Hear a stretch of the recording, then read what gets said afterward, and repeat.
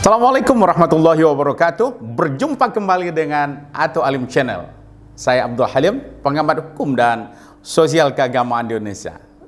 Sahabat sekalian, isu-isu terkait dengan cawe-cawe ya, ini terus bergulir dan memunculkan berbagai interpretasi-interpretasi. Nah, berbagai upaya respon dari berbagai partai koalisi, termasuk juga dari kabinet, ya. Kemudian juga tentu ada juga respon-respon yang negatif dan bahkan juga cenderung menganggap sesuatu tindakan yang berbahaya, ya. Maka kita ingin melihat bagaimana sebenarnya terakhir ya daripada klarifikasi Presiden Joko Widodo terkait dengan Presiden cawe-cawe. Nah, kita lihat berita dari news ya, Detik News ya. Kita coba lihat, ini ada perkembangan bagus juga ini saya lihat ya. Malam tadi Presiden Joko Widodo menerima rombongan pengurus Korps alumni HMI atau KAHMI di Istana Kepresidenan. Ini diskusinya adalah menyampaikan ya, KAHMI menyampaikan berbagai pandangan untuk kesuksesan pemilu 2024. Nah, ini ada klarifikasi ya. Malam tadi itu Presidium KAHMI diwakili oleh Ahmad Doli Kurnia Tanjung ya, yang juga adalah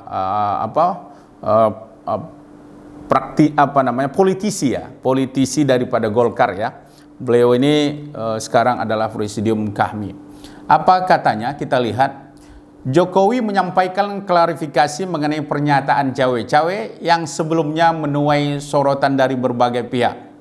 Doli mengatakan Jokowi ingin siapapun yang memimpin ke depan dapat mempunyai persepsi yang sama terhadap realitas yang tidak mudah. Tadi juga beliau menyampaikan klarifikasi soal cawe-cawe.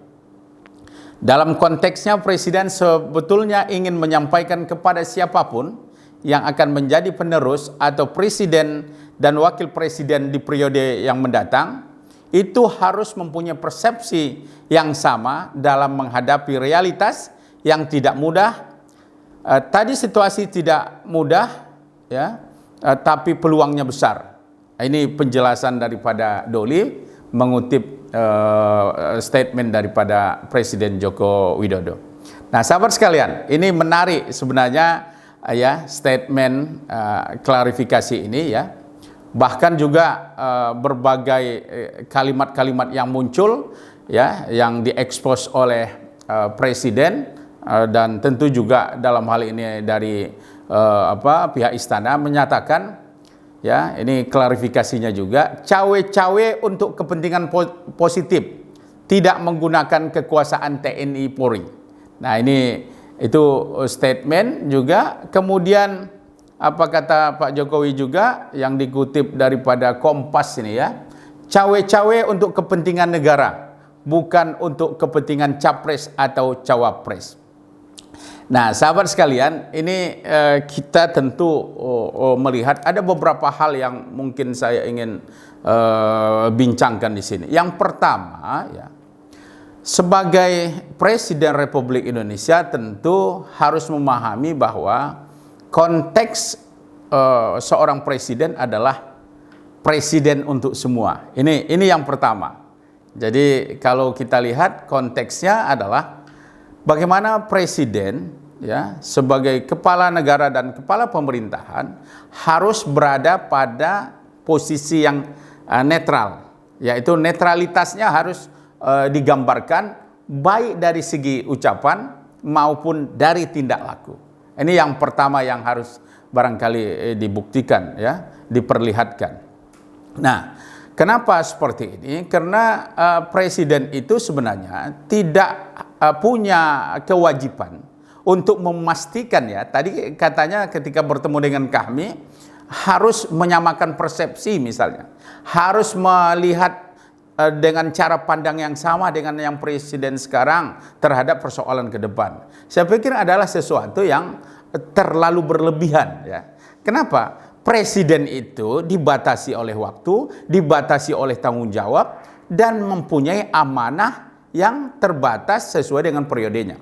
Jadi begitu selesai 2024, ya, misalnya di Oktober dengan pergantian presiden, maka presiden itu ya harus secara legowo dan percaya bahwa presiden terpilihlah yang mempunyai persepsi lagi, mempunyai kebijakan-kebijakan, dan mempunyai juga rencana-rencana strategis untuk pembangunan nasional. Jadi Pak Jokowi sebenarnya nggak perlu khawatir terkait dengan hal ini.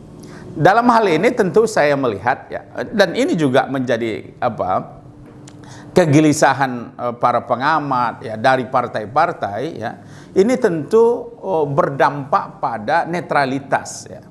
Coba kita bayangkan misalnya seorang presiden, ya, sudah jelas tahu dia adalah sebagai pemimpin negara, ya, untuk semua golongan, untuk semua masyarakat, tetapi ketika disebut sebagai petugas partai, nah ini melukai, ya, melukai daripada hati rakyat. Kenapa? Berarti, ya, presiden belum melepaskan bajunya, belum melepaskan pikirannya dari hal-hal yang bersifatnya sektarian atau yang bersifat kelompok atau partai. Jadi saya termasuk orang yang menurut saya ini akan mengganggu kepercayaan masyarakat kepada presiden yang disebut sebagai petugas partai. Termasuk juga nanti tentunya kita berharap dengan pencalonan misalnya Bapak Prabowo Subianto, beliau bukan petugas partai. Begitu misalnya jika menang nanti menjadi presiden, maka beliau adalah petugas rakyat, ya, pelindung rakyat, dan tentu juga pemimpin untuk semua. Begitu juga nanti kalau yang terpilih, seandainya yang terpilih adalah Ganjar Pranowo, maka dia bukan petugas partai daripada PDI Perjuangan, atau Prabowo bukan petugas partai daripada Partai Gerindra, tetapi adalah Ganjar Pranowo itu sebagai presiden, kalau terpilih nih, ya, kalau terpilih, maka dia adalah petugas rakyat sebagai presiden untuk kita semua. Jangan lagi dipilah-pilah. Begitu dia masuk kepada tataran pemerintahan yang lebih tinggi, dalam hal ini adalah presiden, maka tidak ada lagi istilah petugas partai atau hanya mementingkan partai tertentu. Nah, begitu juga misalnya kalau yang terpilih itu adalah Anies Baswedan, maka dia bukan petugas partai dari Nasdem, bukan petugas partai daripada partai PKS, bukan juga petugas partai daripada Demokrat, Partai Demokrat. Tetapi kita tentu juga memahami apa yang menjadi kebijakan-kebijakan presiden itu, apa yang menjadi pola dan tingkah lakunya itu tentu harus menggambarkan adalah kepentingan untuk semua. Meskipun mungkin ada energi pemikiran, saran, dan tentu juga strategi pembangunannya disuplai oleh, ya, partai-partai yang mendukungnya atau koalisi yang mendukungnya. Nah, apa yang menjadi persoalan di sini? Rakyat melihat bahwa presiden itu, ya, akan seolah-olah mengirimkan sinyal bahwa presiden berpihak kepada salah satu capres atau cawapres misalnya. Jadi barangkali disinilah yang disebut oleh Jimli As-Siddiqi, memang cawe-cawe atau ikut campur di dalam hal pencalonan presiden atau wakil presiden itu secara hukum mungkin tidak melanggar katanya, tetapi menurut saya justru banyak hal yang bisa ditarik, ya, dilihat dari perspektif pelanggaran hukum itu. Ya, bisa kita katakan bagaimana misalnya penggunaan fasilitas negara, ya, pesawat kepresidenan misalnya digunakan untuk kepentingan hal-hal yang berbau tentang kepentingan atau kepentingan salah seorang capres. Nah, ini melukai, tentu melukai juga. Mungkin Pak Prabowo juga ingin di-endorse oleh daripada Jokowi, begitu juga Pak Anies kepengen juga naik pesawat bersama, ya, dilihat oleh rakyat, Begitu juga misalnya ingin diskusi juga tentu bagaimana kepentingan-kepentingan mereka masing-masing didiskusikan juga di istana. Jadi Pak Jokowi kalau menurut saya ya ini sudahlah, yang sudah barangkali tidak perlu dilakukan lagi ke depan.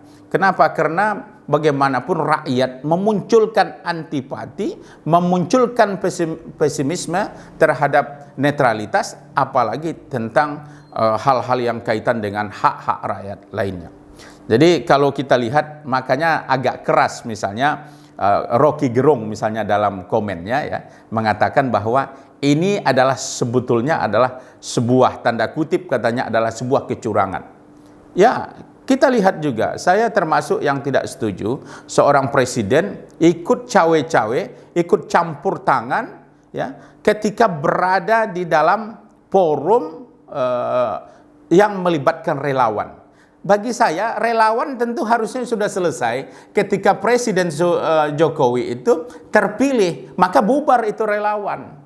Jadi tidak ada relawan lagi kalau sudah jadi presiden. Presiden itu punya kabinet, punya menteri, punya jajaran ke bawahnya, infrastruktur, suprastruktur yang bisa dimanfaatkan untuk mengendos, untuk mensukseskan kepemimpinan seorang presiden. Jadi saya pikir jadilah Pak Jokowi sebagai orang yang negarawan, jangan lagi menjadi relawan. Jadi saya pikir ini jelas-jelas secara etik ya, secara etik saya sependapat dengan Jimli As-Siddiqi, dari sisi itu etik adalah terlanggar oleh Pak Joko Widodo. Mungkin niat bagus ya, niat bagus tetapi cara juga harus bagus. Jadi yang dilihat itu adalah kalau di dalam kaidah-kaidah keagamaan itu adalah at-thariqah ahammu minal maddah. Jadi dari sisi metode, proses itu jauh lebih penting. Orang dilihat harus baik prosesnya dan harus baik juga hasilnya. Jadi saya melihat inilah yang harus kita perbaiki ke depan. Semua ya, termasuk sebenarnya yang aparat-aparat, termasuk polisi, termasuk juga tentara, TNI, termasuk juga KPU harus berlaku netral terhadap proses-proses dalam pemilu ini. Jangan sampai sahabat sekalian, lembaga-lembaga tertentu yang berada di bawah yang ada di negara kita ini, yang dibiayai oleh uang rakyat, dibiayai oleh negara, tetapi berpihak kepada salah seorang atau kelompok-kelompok tertentu. Jadi ini harus kita antisipasi, dan semua masyarakat harus mengontrol, mengawasi dan memberikan masukan-masukan agar tidak terjadi ya penggunaan fasilitas negara untuk kepentingan kelompok tertentu dan kepentingan oleh orang-orang tertentu, termasuk capres maupun cawapresnya. Kita perlu melihat di sini bagaimana ya harusnya yang dicawe-cawe oleh Pak Jokowi adalah yang pertama itu adalah memastikan sikap beliau ya sebagai Presiden Republik Indonesia yang dipilih rakyat, yang akan berakhir di 2024, pastikan semua elemen-elemen yang ada itu mensupport semua terhadap kesuksesan proses pemilihan umum di Indonesia. Termasuk juga tidak perlu cawe-cawe untuk mengatur hal-hal yang diduga, dicurigai oleh sebagaimana Denny Indrayana misalnya, khawatir terhadap MK, Mahkamah Konstitusi. Barangkali saya juga tidak sampai seperti yang diduga oleh Denny Indrayana. Kita yakin bahwa MK itu bisa berbuat atau berperilaku independen terhadap kepentingan rakyat. Nah, apalagi kekhawatiran tentang adanya unsur-unsur kekuatan politik, kekuasaan yang mencoba mensetir, ya, mengkondisikan putusan Mahkamah Konstitusi. Saya yakin para hakim Mahkamah Konstitusi, ya, itu tahu persis bagaimana berat dan resikonya pertanggungjawaban di dunia kepada rakyat Indonesia dan pertanggungjawaban di akhirat kepada Allah Subhanahu wa taala. Jadi dari 9 hakim itu, ya 3 orang wakil yang dipilih oleh Presiden, 3 orang dipilih oleh Mahkamah Agung, atau mewakili Mahkamah Agung, 3 orang daripada dari DPR, pemilihan yang dipilih oleh DPR. Kita berharap ke-9-nya ini semuanya adalah harus menunjukkan profesionalisme, menunjukkan tujuan daripada Undang-Undang Dasar 1945. Tugas mereka kan sebenarnya bukan membuat norma baru. Mereka harus melihat dari manapun kalau ada yang cawe-cawe melobi untuk menekan dan lain-lain, maka hakim MK harus netral, harus profesional. Lakukan secara bagaimana hukum itu mengatur. Misalnya dalam hukum sudah jelas dikatakan bahwa peraturan itu tidak boleh berlaku surut. Nah, saya setuju dengan pendapat Denny Indrayana, misalnya kaitan dengan penambahan misalnya periode daripada KPK misalnya. Maka ini harus kita katakan bahwa penambahan jabatan dari 4 tahun ke 5 tahun itu sebenarnya bukan kewenangan daripada Mahkamah Konstitusi untuk merubah norma. Karena ini adalah sifatnya adalah legal policy, open legal policy. Ini adalah kewajiban dari DPR RI untuk merumuskan norma-norma baru atau menyusun kembali apa yang seharusnya dilakukan atau kebijakan yang harus dilakukan terhadap Komisi Pemberantasan Korupsi. Jadi dalam konteks ini kita berharap MK tidak bisa dicampur tangani atau di setir oleh kekuasaan ataupun termasuk daripada tekanan orang-orang tertentu yang sedang berkuasa. Jadi di sini harusnya presiden, kalau menurut saya adalah udahlah kita biar husnul khotimah sudah. Kalau kita benar, kalau kita baik, kita tidak khawatir siapapun yang menjadi presidennya. Kita tidak perlu khawatir karena berarti kita sudah menjalankan rules atau aturan yang ada selama menjabat. Jadi kalaupun kita nanti turun tahta, selesai jabatan kita, maka kita sudah aman. Tidak perlu kita untuk memikirkan siapa yang harus kita endorse, ya.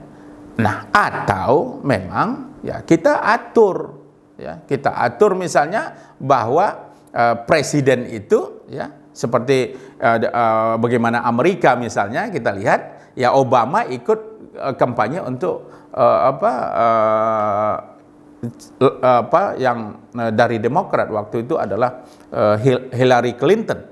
Jelas ada aturannya bahwa presiden ikut kampanye, jelas dari awal. Tetapi dalam konteks Indonesia kita belum punya aturan itu, dan kita juga kedewasaan berpolitik kita masih jauh. Kita masih sangat rentan terhadap isu-isu kemudian diskriminasi, intoleransi, dan bahkan juga menggunakan oligarki, kekuatan uang untuk menekan atau untuk mempengaruhi rakyat. Jadi tugas presiden saya pikir cawe-cawenya sekarang Pak Jokowi dirubah saja. Cawe-cawenya dirubah, memastikan lembaga MK itu berjalan, memastikan KPK itu berjalan, secara baik dan benar, kembalikan kepada aturannya 4 tahun selesai. Saya pikir putusan-putusan MK itu bisa dilakukan oleh DPR nanti untuk merubah norma itu. Dan tidak ada salahnya juga untuk diabaikan. Beberapa putusan MK sebenarnya banyak juga yang tidak dilaksanakan oleh pemerintah. Tidak ditindaklanjuti Apakah itu di bidang-bidang seperti Undang-Undang Nomor 174 yang dilaksanakan hanya soal usia perkawinan menjadi 19 tahun. Itu produknya MK. Tapi persoalan-persoalan yang terkait dengan yang sudah dinyatakan diterima di MK itu tidak juga dilaksanakan. Artinya saya setuju dengan pendapat PKB dan Nasdem bahwa abaikan saja putusan MK itu jika melanggar daripada norma-norma yang ada. Jadi cawe-cawenya Pak Jokowi saya pikir mari kita luruskan kepada cawe-cawe yang positif. Statementnya sudah benar. statementnya sudah benar bahwa untuk kepentingan negara dan bangsa dan kesuksesan pemilihan umum 2024. Saya setuju itu. Tetapi praktiknya Pak Jokowi dan semua partai-partai, saya pikir ya perlah bertanding itu. Jangan kita bertanding dengan menggunakan atau memanfaatkan fasilitas negara, memanfaatkan jabatan-jabatan yang lain. Kalau seperti itu dilakukan, kalau enggak dilepas semua. Semuanya boleh berpolitik, termasuk ASN misalnya. Ya, justru sebenarnya ini harus diatur. Apapun itu harus kita atur secara hukum, tetapi jangan juga untuk mengabaikan etika. Karena di atas hukum itu ada etika atau akhlak. Kalau dalam wacana keislaman itu ada akhlak. Jadi akhlak itu bukan lagi dalam bentuk kata-kata, tetapi akhlak itu dan etika itu dalam bentuk tingkah laku. Ya, kalau dalam keagamaan itu halul lin nafsi da'iyatun ila af'aliha min khairi fikrin wa riwayatin. Artinya sudah menjelma, menginternalisasi menjadi sikap dalam rangka berpolitik tingkat kita di tengah-tengah masyarakat. Jadi cawe-cawenya kita luruskan Pak Jokowi.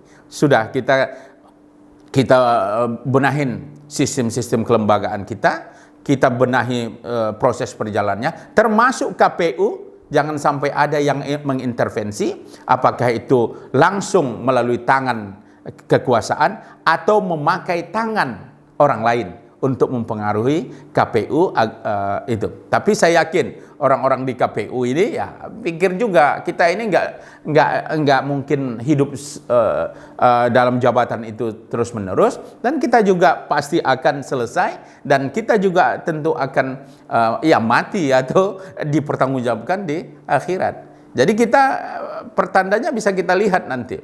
Apakah setelah pemilu 2024 nanti ada pejabat KPU yang menjadi menteri atau ditunjuk sebagai jabatan-jabatan strategis di negeri ini, itu harusnya kita waspadain.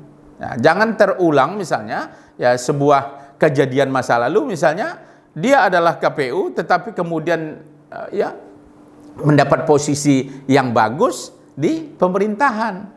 Nah, jadi ini saya pikir jangan sampai pemikiran orang akhirnya muncul tanda tanya atau keraguan. Ini jangan-jangan ini bayaran daripada barter ya, antara membantu tidak netral ketika pemilu menguntungkan suatu pihak ya, kemudian nanti barternya dapat jabatan tertentu. Nah, cawe-cawe Pak Jokowi itu harus lari kepada mengoptimalkan, memastikan semua lembaga itu termasuk netralitas polisi. Polisi juga jangan dipakai untuk kepentingan